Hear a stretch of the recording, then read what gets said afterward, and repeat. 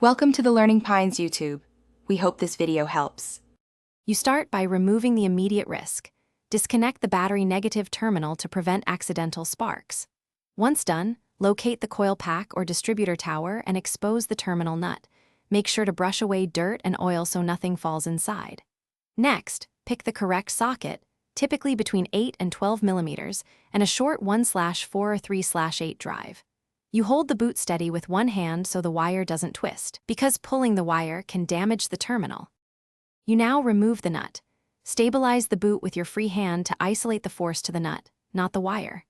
Then place the socket squarely and turn counterclockwise with steady, even pressure. Short bursts prevent rounding the nut. If the nut resists, apply a little penetrating oil, wait a few minutes, and try again.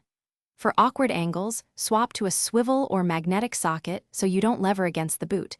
This reduces the risk of cracking the rubber. You finish by lifting the nut and terminal off straight up.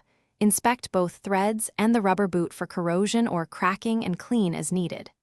If you're reinstalling, apply a small amount of dielectric grease inside the boot, seat the terminal, and torque the nut to the manufacturer's spec so you don't over-tighten.